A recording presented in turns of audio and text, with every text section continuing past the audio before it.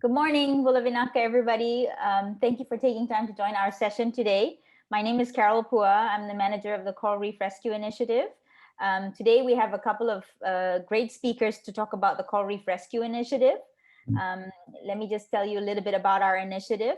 Can you see my screen in presentation mode, if that's working?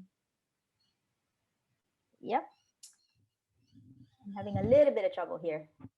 Can you still see my PowerPoint?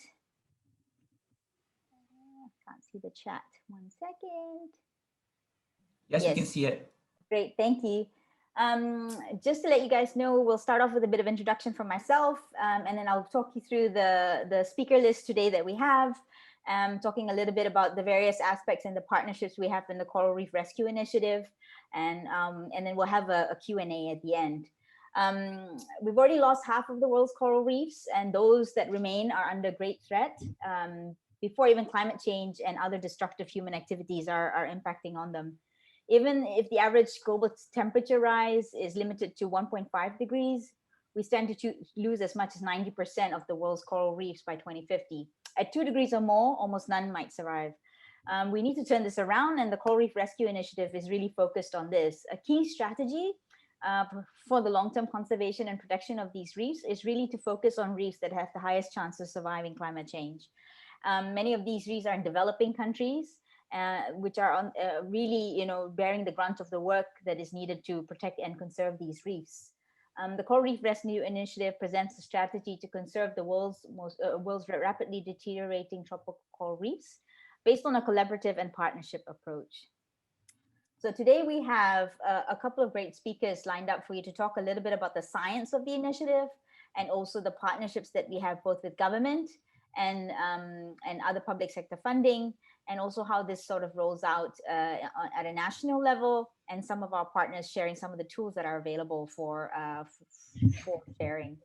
I'm going to share a very short animation about the initiative, and then I'll pass the presentation over to Ove Goldberg. Can you make the screen bigger in presentation mode, please, Carol? Thank you.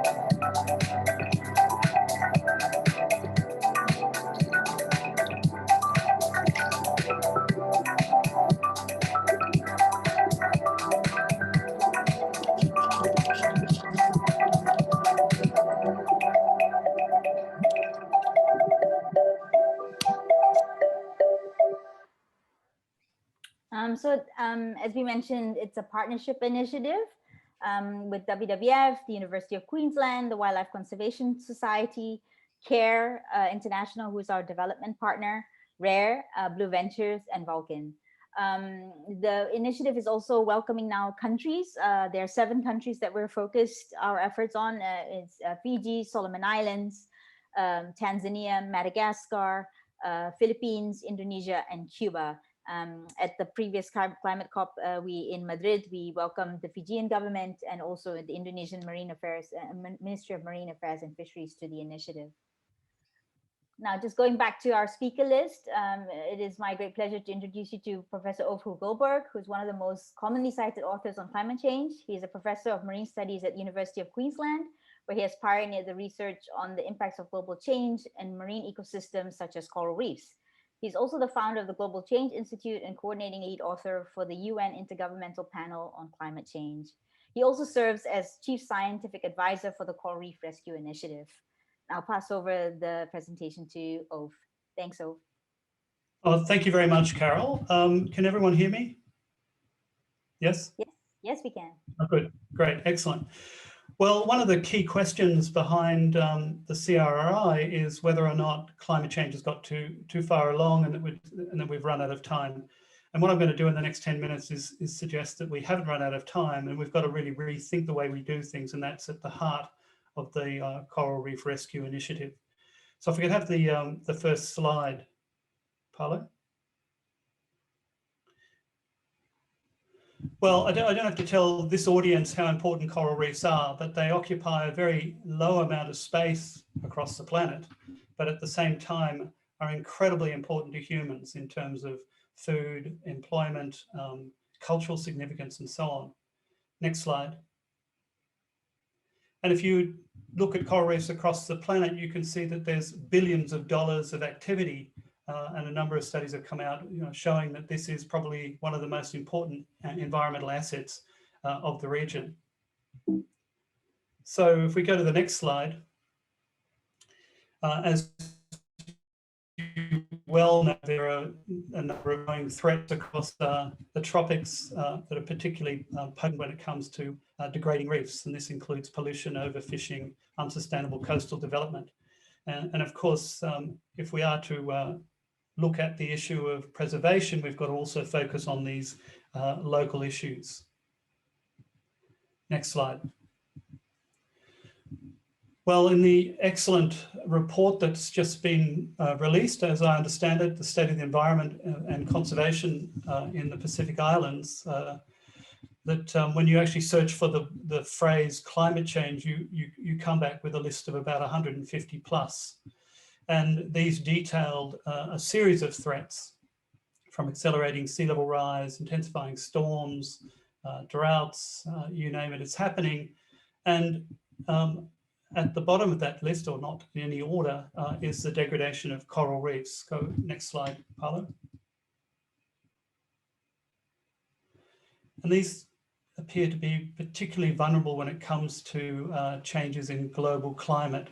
And so in addition to escalating ocean temperatures and heat waves, we're also seeing a steady change in the chemistry of the oceans and consequences for things like calcification, which are really important in building reefs and repairing them after storms. And we've seen a loss of about 50% of coral since the 1980s. And this is accelerating, and you've only got to think what happened over the last 5 years in terms of 3 major bleaching events affecting places like the Great Barrier Reef to realize that we're on a trajectory which is very, very worrying. So I could have the next slide.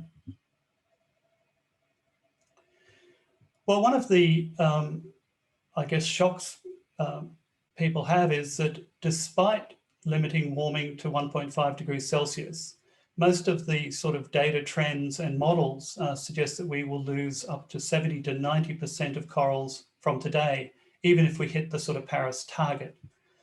And this then leads people to almost despair in a way in, the question being asked, is there any point of doing anything for coral reefs if only 10% of today's corals are going to survive?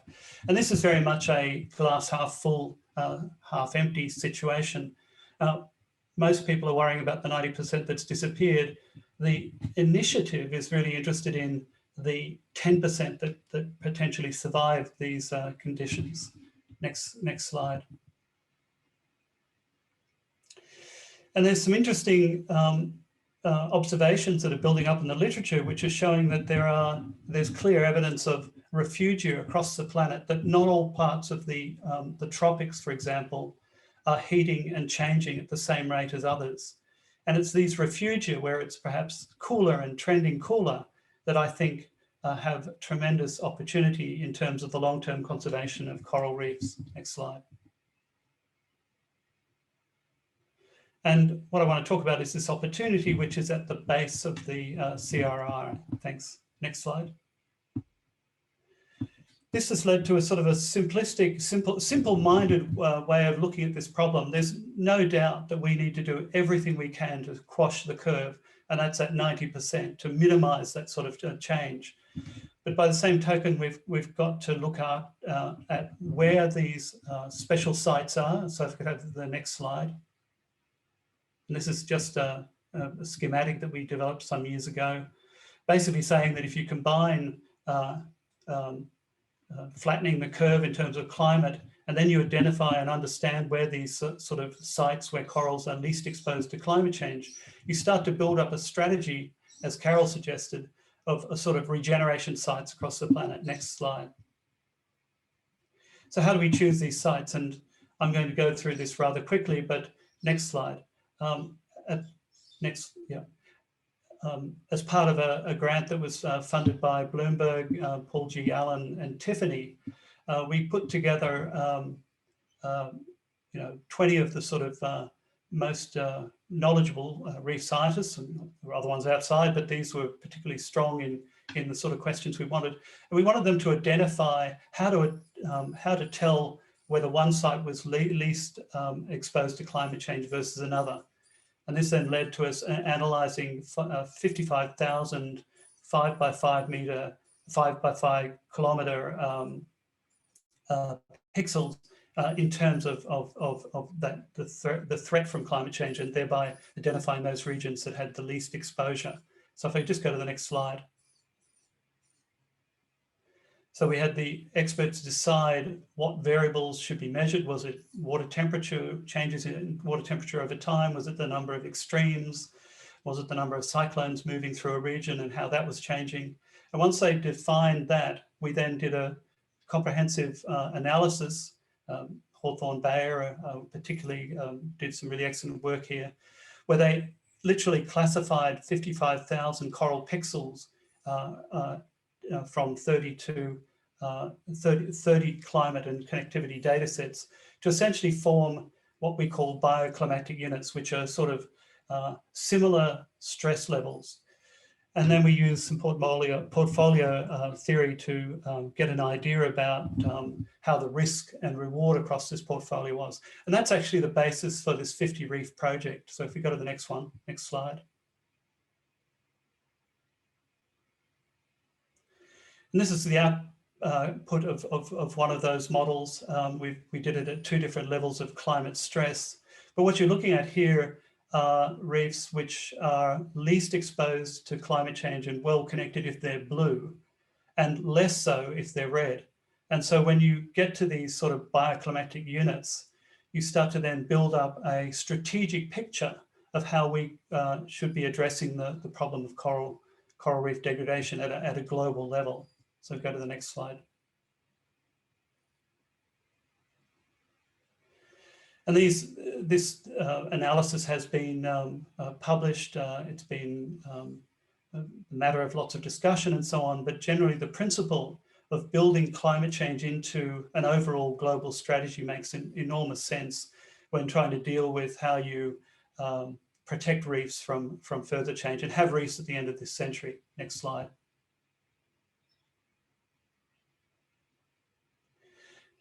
Maybe I won't go into this given time. This just shows the different regions where some of these solutions, some of these least exposed reefs found least exposed and best connected. Next slide. Again, this is really a global strategy that's trying to start with sort of including the sort of climate signal at the top of the pyramid. And then as we go down to identify regions of similar vulnerability or lack of vulnerability down to real actions on the ground as part of a network. This is not ruling out other projects because they don't fall onto this list. We're very specific about solving the problem of having reefs survive climate change. And that then drives the sort of selection of variables and so on. If you were to protect the biodiversity of coral reefs, you might have a very, very different set of reefs. But in our case, trying to deal with this sort of gradually growing stress at the sort of global and local scale, this is the analysis we've done to essentially come up with a strategic plan. Next slide.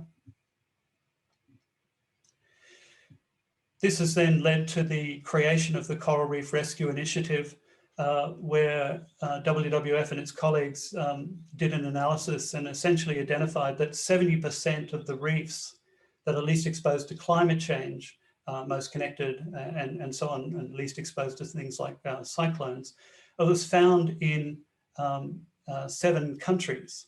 And so that became the sort of core of the international initiative that we're now beginning, which is to sort of really focus on these countries because they have a lot to offer in terms of the long-term survivorship of coral reefs. And as Carol said, it's a rich partnership of NGOs and a university. Next slide. And of course, the big part of this is the local significance of these this strategy, and then how do you translate it? And so Carol has been leading the way with her team to basically put people around the table to discuss how you might then translate the sort of protection you need for these particular sites across the planet. So it's a very exciting phase at the moment. We've got slowed down by the pandemic, but we're itching to get out again and begin to build these sort of communities across the 7 nations with our colleagues and local country representatives. Next slide. Part of this is developing tools and knowledge and essentially networks as part of an overall contribution. We don't want this to be seen as a sort of a one-off and the only thing that's meant to be done in town. In this case here, we're building knowledge platforms, and we've got some support to go ahead now to do things like, how do you repair small-scale fisheries? How to design MPAs, the sort of learning journey that we all need to go on as a global population. And so it's really exciting the way this has turned out, and we're very keen to translate this into real action in preserving the world's most diverse ecosystem. Thanks very much. Thank you very much, Ove. If you have any questions with regards to Ove's presentation, please feel free to post them on the chat option for this session today. Next up, we have Rosalie Masu. Rosalie is the Deputy Secretary on the technical side at the Ministry of Fisheries and Marine Resources of the Solomon Islands. Ms. Masu has worked and led policy development in the inshore fisheries sector for the past 10 years. She also oversees the implementation of the Coral Triangle Initiative on coral reefs, fisheries, and food securities in the Solomon Islands. Ms. Masu believes that our local communities must be in the forefront of any sustainable development efforts, and because they are the custodians of our ocean's finite resources, especially the coastal coral reefs, which they're dependent on since time immemorial. Rosalie, I am happy to hand over the presentation session to you.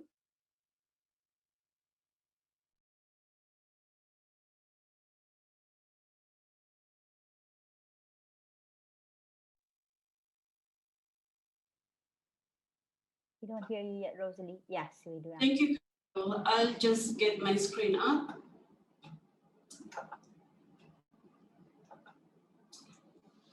Thank you for the introduction again, Carol. And good morning, everyone. Good afternoon and good evening and good night, wherever you are logging in from. I bring greetings for you from Solomons in Honiara.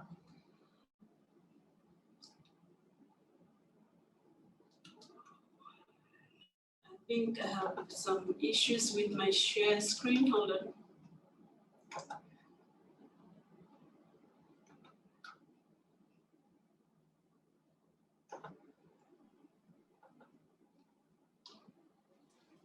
Okay, so my outline of presentation today will be on those points. Firstly, I will just run through some perspectives on coral reefs, and then some policies and frameworks that we have, and then key programs, challenges and gaps, and opportunities. So for Solomon Islands, coral reefs are very important for our communities. We have very strong traditional and cultural ties to our land and also to our coral reefs and seas. And this is also the same with other Pacific Island countries as well. We also get our food and nutrition from fishes and the marine resources that we have, and also the economic benefits and for livelihood and economic benefits as well.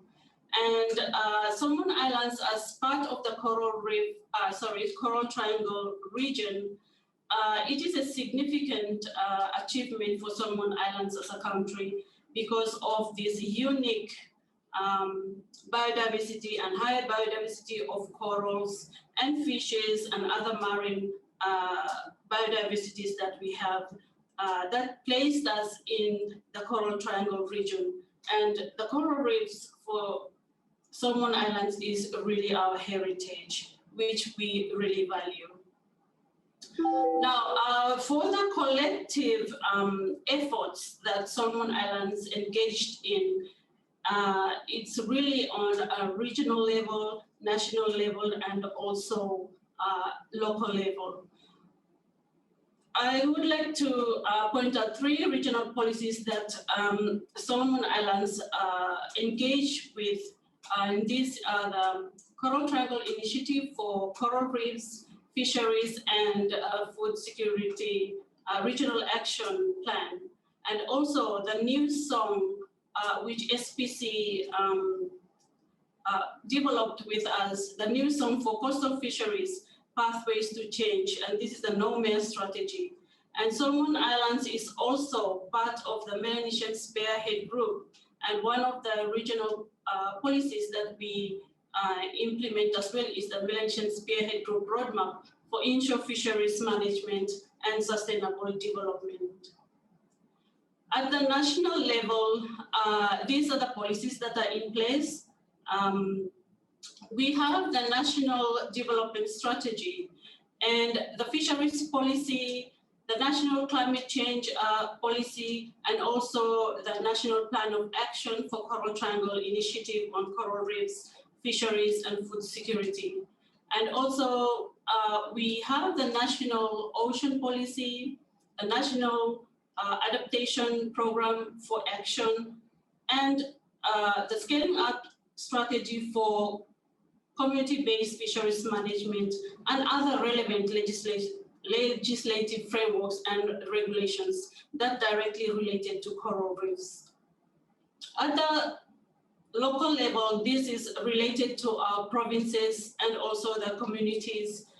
We have the provincial fisheries ordinances, community management plans, and these formulate community bylaws. So all these policies and frameworks that we have are people-centered, and the objectives around healthy and resilience of coral reefs and ecosystems, and also with the intention to improve social and economic livelihoods for our people so that they will continue to have food security and economic benefits as well. Now, the key programs that we are engaged with, especially for the Ministry of Fisheries and Marine Resources, we base all our key programs based on the voluntary commitments that we have with United Nations Ocean Conference in 2017. And some of the key activities include the marine spatial planning that we currently undertake, continued efforts in community-based resource management, in formulating and developing marine protected areas and marine managed areas for communities, specific management plans for egg corals, example, and these are to regulate the coral trades, and also packaging livelihood activities with management initiatives. And some of the livelihood activities that we promote includes fish aggregating devices, and the fish aggregating devices have the objectives to really alleviate fishing pressures on coral reefs and making pelagic fish accessible for communities, as pelagic fishes are more faster growing than reef fishes. And also making market access for the communities using solar-powered deep freezers, and aquaculture livelihoods as well, such as seaweed farming and other land-based options, and also integrate agricultural livelihoods as part of our management initiatives. Some of the challenges that we face includes the impact of climate change, and these are the sea level rises, ocean acidification, and high sea temperatures, which can cause coral bleaching and other impacts on coral reefs.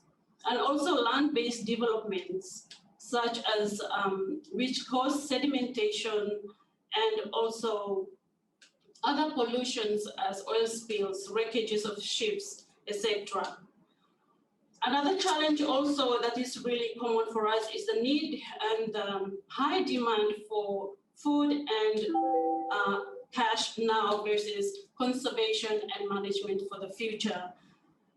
And also now that we have the COVID-19 pandemic, this has also have a lot of impacts on our coral reefs, especially with the population repatriated back to the communities, have a lot of pressure on our marine resources for food. And there have been like travel restrictions, not only internationally, but also locally, with some communities not comfortable with other people going into their villages because of fear of the coronavirus. And also government budgets have been reprioritized, as now we only focus and prioritize COVID-related activities. Despite all those challenges, we do have some opportunities, and those include the collaborations at all levels, and especially with the national government agencies, with our partner NGOs and partner development partners. And also, we already have all these legal frameworks that are in place to ensure that communities are empowered to manage their own coral reefs and marine resources. And also, we do have networks, and also partnership has already existed as well. I think those are the run through of my presentation. Thank you, Thomas. Thank you very much, Rosalie, for your presentation. If you again have questions for Rosalie, please feel free to fill them in the platform, and I will get to them as soon as we can. Next up, I have great pleasure to introduce you to Lisa Winnie. Lisa supports the development of the Coral Reef Rescue Initiative with WWF Solomon Islands. She liaises with the government and local stakeholders so that we are meeting those the vision that we have for the initiative, and also for the local and national priorities that they have in the Solomon Islands. Lisa is currently doing a PhD with Strathclyde University in the UK, focusing on customary law and the influence of the British Empire on the current national ocean laws. She has a background on ocean planning and management, and she is inspired by the realities of Pacific Islanders and their way of life as their role as custodians of the ocean and its finite resources. The floor is yours, Lisa. All right, thank you, Carol, for your kind introduction. When we talk of conservation, especially in the Pacific region, context is crucial to understanding the role it plays. Context also enables us to recognize that this region is diverse, varied, that one size fits all is a fundamental mistake. My presentation today will be on Green Climate Fund Coral Reef Resiliency Program. This is in support of the Coral Reef Rescue Initiative goals, as you have heard earlier on by Professor. WWF took the elements of the program directly related to climate change and those that met the GCF's investment criteria and turned those into a GCF program. This is what we call the Coral Reef Resiliency Program.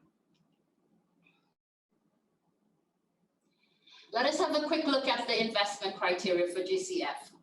GCF is looking for projects that have impact potential, paradigm shift, sustainable development potential, responsive to recipient needs, remote country ownership and has efficiency and effectiveness.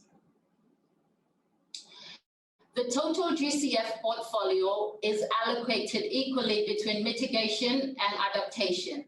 However, the focus for the GCF in the Pacific is solely on adaptation.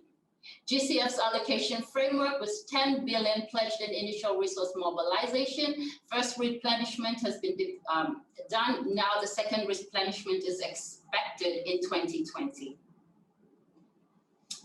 Last year, WWF consulted with GCF, and GCF requested that the overarching Global Coral Reef Resilience Program is to mirror the objectives of the Coral Reef Rescue Initiative. So as you can see on the green segment of the slide, the same objectives: conservation of ecosystems, blue and green economies, learning, sharing, and advocacy networks.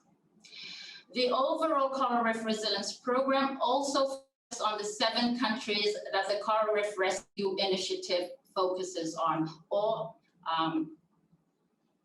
the regeneration reefs. So we have in the Pacific, Fiji and Solomon Islands, Coral Triangle area, Southeast Asia seas, Indonesia and Philippines, Southwest Indian Ocean, Tanzania and Madagascar, and the Caribbean, Cuba. And the components for this is focused on policy and land, marine use planning, sustainable financial systems with market outcomes, monitoring and evaluation, knowledge management, and communications. But for this program, we will begin with the Pacific, specifically Fiji and Solomon Islands. And the intent is this: individual country projects under the Coral Reef Resilience Program will work towards meeting climate change objectives of each country, but at the same time, meeting the Global Coral Reef Rescue Initiative goals as well. As we know, strengthening these regeneration coral reefs will enable us to meet our global targets.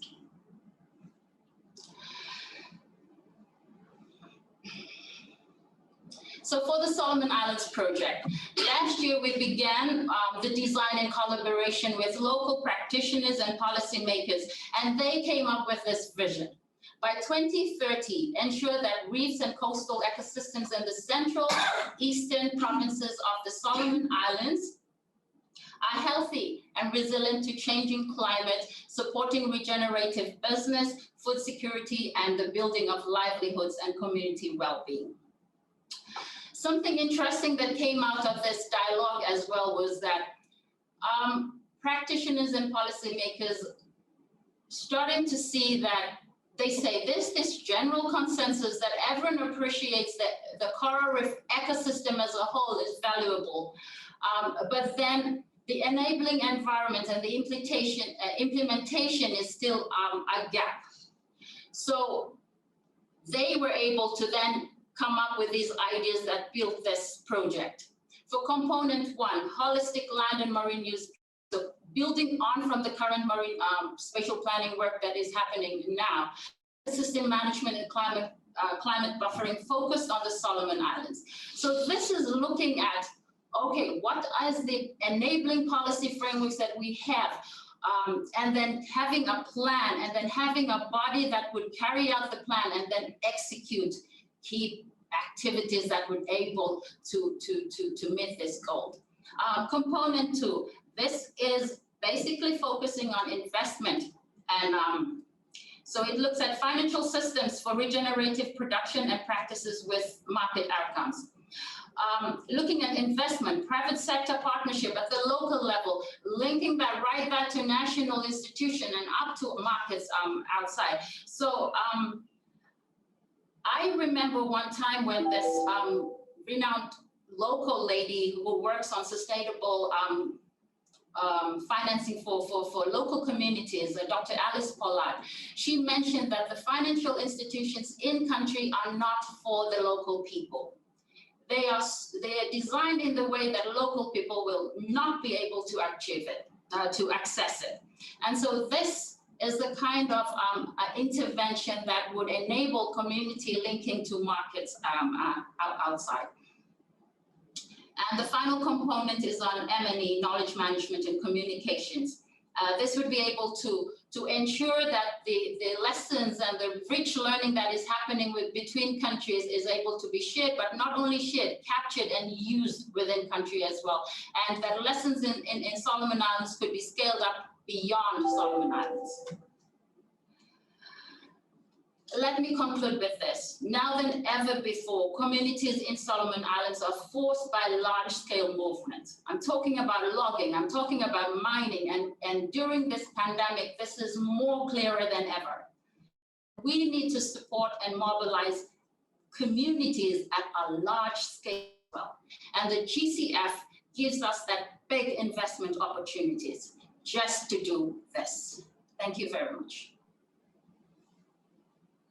Thank you very much, Lisa. Do you mind ending your share screen for a moment? Thank you. I'll just quickly share my screen about the next speaker. So we've now covered the Green Climate Fund overview that Lisa has done so kindly for JP Jodel, who could not make it today to today's session. And she's also covered the work that we're doing in the Solomon Islands for our Green Climate Fund concept for Fiji and Solomon Islands as well. A huge part of the initiative is mobilizing public sector funding through the Global Environment Facility or the Green Climate Fund, and leveraging that with private sector investment and government investment as well, and philanthropy investment. So we really appreciate the overview that you've given us, Lisa. Next up, we have Brianna Bambeck. It's my great pleasure to introduce you to Brianna, who's leading the field engagement team for the Island Coral Atlas, which is run by Vulcan, one of the technical partners of the Coral Reef Rescue Initiative. The Island Coral Atlas is a global reef mapping project. She has a background in coral reef restoration, and her expertise includes coastal and marine management and community engagement. The floor is now yours, Brianna.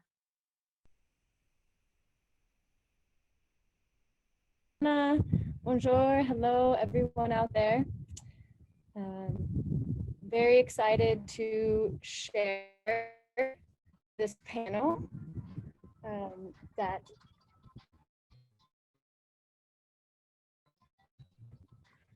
to share the Island Coral Atlas and use for coral conservation.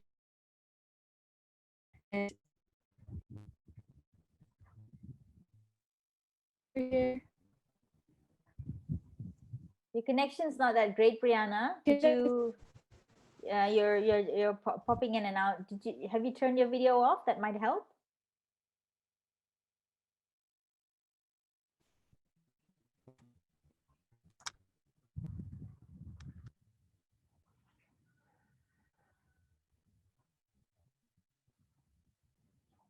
Great.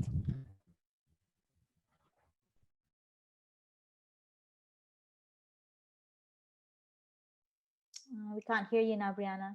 Here. We are. No, you can't hear me. Oh, you're coming in and out. Just go.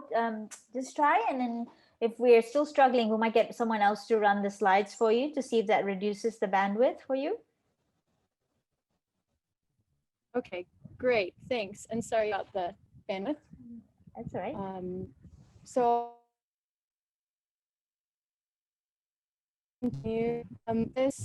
this project is a collaboration effort between universities, NGOs, and private entities that are working closely to make sure the Island Coral Atlas is useful in reaching your marine conservation goals.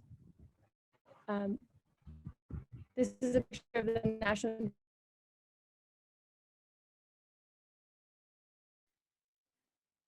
Brianna, you've dropped out a little this bit. Presentation increases. Maybe can I ask Paolo? Paolo, could you run the slides for Brianna? And then Brianna, you can stop your screen share and then just focus on presenting the slides, and you can just say Okay. next. Okay, great. Let me know. Can you hear me all right? Now we can hear you. Yeah, it's much more stable, but maybe stop sharing your screen and see if that stabilizes the connection a bit more. Great. Paolo, thank you so much. Can you see Paolo's screen now as well, Brianna? Yes. Great. Okay. Go ahead. All right. Thank you. So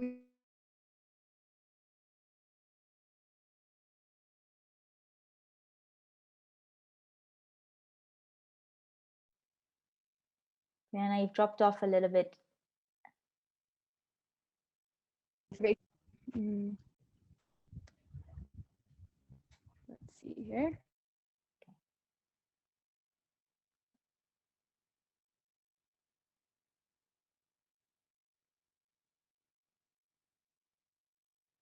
Can you say something, Brianna?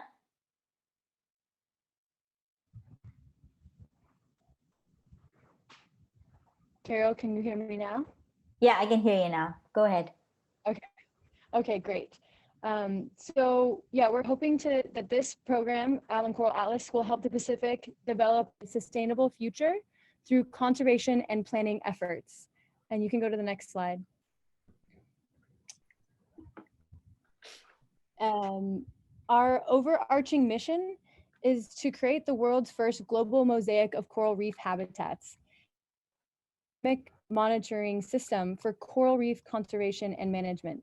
This is based on incredible new technology that uses 3.7 meter resolution satellite imagery, with the expectation that global coverage will be completed in 2021. So first of all, I'd like to invite you to visit the site. Next slide, please, Paolo. The site is allencoralatlas.org, and follow along in the demo I will be giving shortly.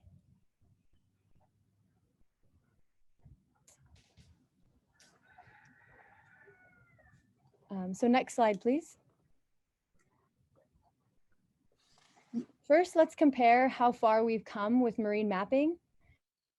Taken on the challenges associated with mapping submerged habitats by applying new satellite imagery processes,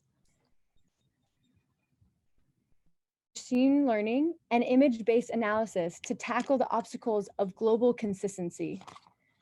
We will use the Great Sea Reef that you see here as an example. This imagery is from the Planet Dove satellites used by the Atlas. The Arizona State University's team, led by Greg Asner, were able to essentially peel back the seawater to see a seamless mosaic down to 20 meters at an incredible level of detail. Now compare this image to the next image. Next slide, please. Until the Atlas, the UNEP WCMC's map is the best current global habitat map and is based on lower resolution satellite Landsat data. Notice that it shows a rough outline of where the reef is or isn't. Now compare that to the Atlas benthic map. And next slide, please. This came out recently, and here you will see more detail and accuracy of benthic features. Each color represents a different benthic class. Next slide, please. The Atlas also provides the first ever geomorphic map layer, condensing dozens of reef categories into 12 globally consistent geomorphic classes.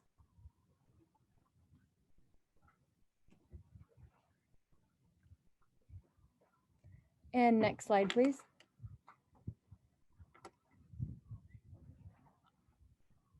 Our team just released a near real-time dynamic monitoring tool as well, and a turbidity map is coming soon. So let's see how the Atlas works. Next slide. I recommend signing in. This is free.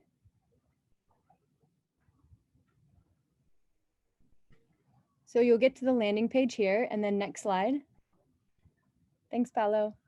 I recommend signing in. This is free, and creating an account will allow you to save areas of interest and download data. Next slide. You can see the top panel and the side panel have several layers options to choose from, but we have included the Coral Reef Watch data from NOAA which can be used in combination with other layers on the platform.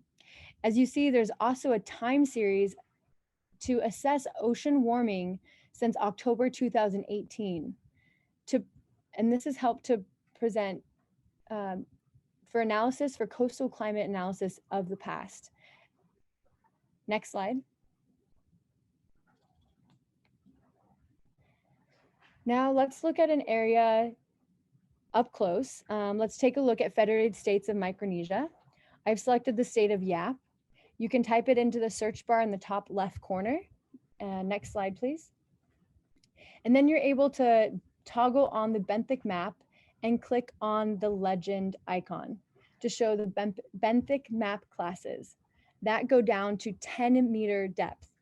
These include coral algae, seagrass, sand, rock, rubble, and microalgal mats. I do want to highlight here that the coral algae class is combined because the spectral signature from the satellites is differentiate from coral and algae. So the coral is very similar to the algal, and this creates a combined class for now. Next slide, please. Also toggle on the geomorphic map that goes to 20 meters.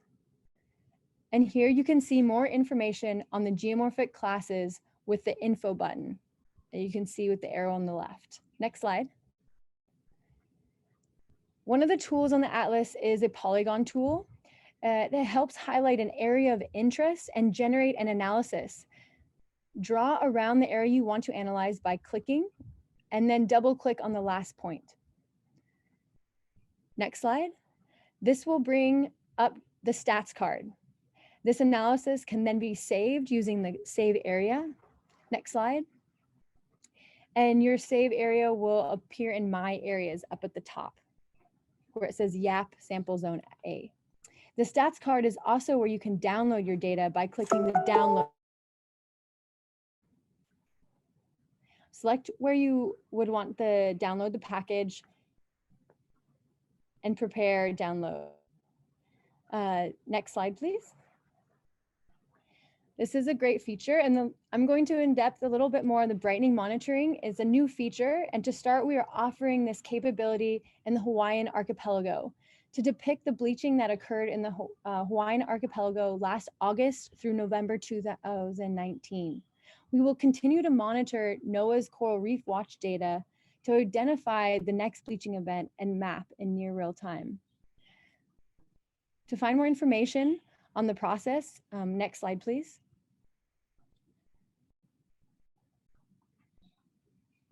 I just want to note that the Atlas is a new and developing tool. We are really interested in your feedback. If you or find a discrepancy in the map area, please click corrections@allencoralatlas.org.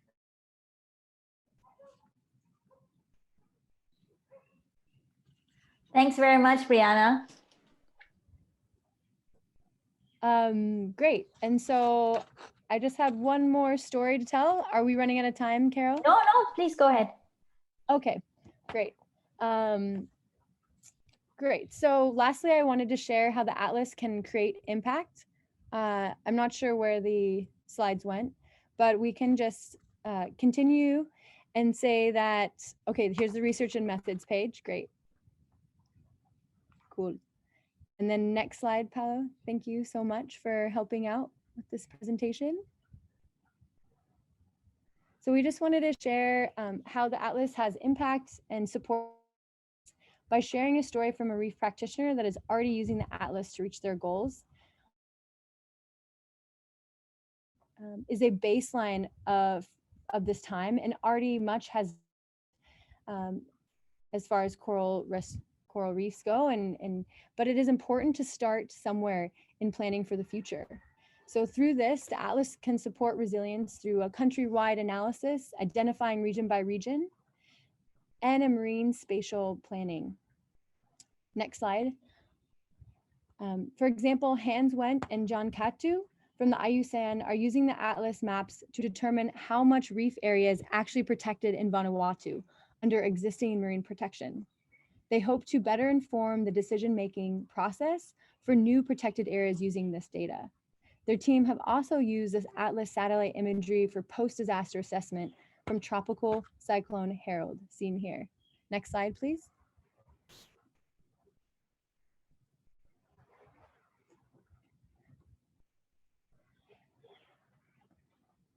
Next slide.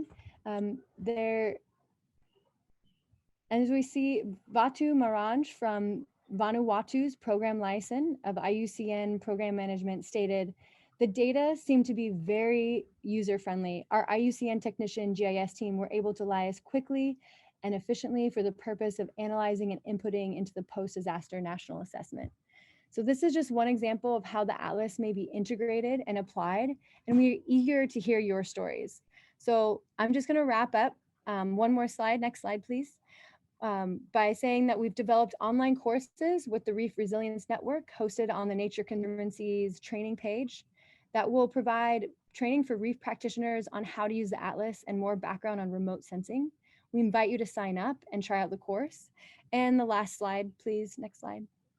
And the course to build capacity in your region or local community. And I just want to thank you for joining. Sorry for the technical, and we would love to hear about your project and your work that you might be doing to integrate the Atlas and hopefully plan for the future of the Pacific. Thanks, Carol, back to you. Thank you so much, Brianna and Paolo, for managing the slides for us. We're coming towards the tail end of our session. If you have any more questions, please do feel free to post them on the chat in the platform. There's a poll as well on what's useful in relation to the Allen Coral Atlas. Just to remind everybody about the initiative and what is our vision, really we have a two-part vision about building the resilience of coral reefs and associated ecosystems, and also the resilience of the coastal communities that are highly dependent on these ecosystems. We've done a review of ongoing coral reef initiatives. We really sit in the nexus of the climate, implementing the UNFCCC's Paris Agreement, the Nature Biodiversity Convention on Biological Diversity's current target and the new targets that will be coming, and also the SDG targets. And we're really looking to be complementary to other ongoing initiatives on coral reefs and coastal communities. We are dealing with these huge challenges with coastal communities around poverty, improving and strengthening governance, lack of resources. We're talking about very remote communities that are at the front line of protecting these potentially climate resilient reefs, and also limited finance and alternative economic opportunities. There are 3 phases to the initiative. We're coming to the end of our inception and development phase, where we have received the support of all 7 countries for a GEF project that we have submitted for approval. We're currently working on a GCF pipeline, starting with Solomon Islands and Fiji. And of course, we're reaching out to other partners to build out the knowledge hub that Ove mentioned earlier as well. From 2021 onwards, we're going into the full implementation phase. And the idea is for us to build out from the 7 countries into the region. The next 5 years, we are going to be really focusing on conserving habitats and species that through marine protected area and LMMA networks with coastal communities, really focusing on blue economy, sustainable blue economy, shifting public and private sector investment towards more sustainable practices that would reduce the pressure and threats on reefs. Building resilient livelihoods. This work is very much led by our development partners, CARE, who help us understand what resilient livelihoods means and what do resilient community means. And building this learning and sharing network, trying to be complementary to already existing tools, not to recreate the wheel again or reinvent the wheel, sorry. And there's also a push on the global advocacy work to keep the focus on coral reefs and the benefits they provide for communities, and showcasing the nature-based solution option that we have through the project. This is the team. I just briefly want to also thank Paulo Mangajas, who's been coordinating this entire session for us, together with Jackie Thomas, based in our Fiji office. Please reach out to us. We're happy to support if you're interested in collaborating with us as well. We are very much keen to share our resources. And our website will be updating as resources come online for use. Just to remind ourselves why we're doing this, one of our partners, Tu Matuata, who's the chief of the Great Sea Reef, he really reminds us, it really at the heart of what we're trying to do is to help communities achieve their vision. It is not about the vision of the initiative, and that's very much at the heart of why we're so driven to ensure that these reefs continue to be resilient and provide the services and also the roles that they play for communities, not just providing food, but also a spiritual purpose that they play for many communities as well. And with that, we thank you. If there are any other questions, I don't know how much time we still have, Andy. I think a lot of people have posed questions on the chat, and there's a poll as well. We've got 5 minutes left, Walter. Are there any other questions for the panelists? If you do, please put them on the chat.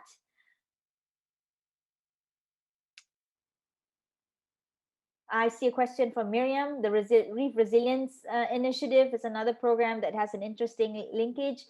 Thank you very much, Miriam. We are coordinating very closely with the Great Barrier Reef Foundation, who's very much part of the Reef Resilience Initiative. Especially, we have a small sub-project in French Polynesia that we're trying to coordinate closer with.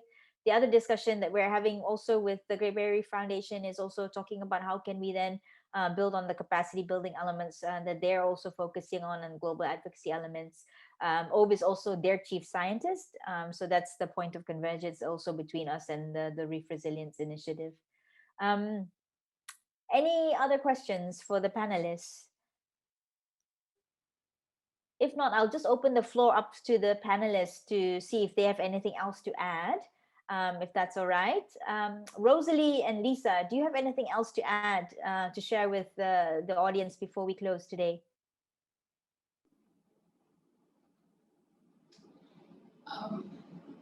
Hello? Yes, we can hear you. All right.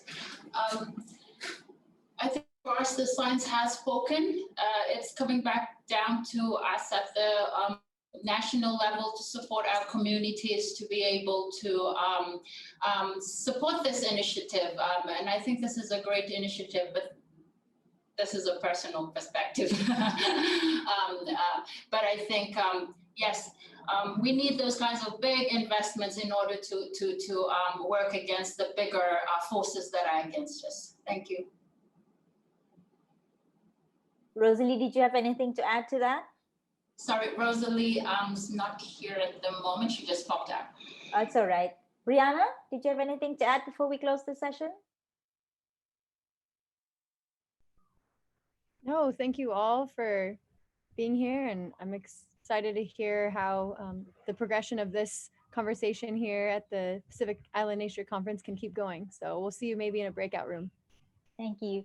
So we'll try and migrate over to the lounge. So if you are interested to interact with some of our speakers and maybe ask them some follow-up questions, please come over to the lounge. We'll pull up a table and we'll see you there. And thank you very much for taking the time, and especially to Walter and Andy for coordinating this from Brazilian. We really appreciate all your technical support on this. And of course, special thank you again to Paolo and to Jackie. Thanks, everyone.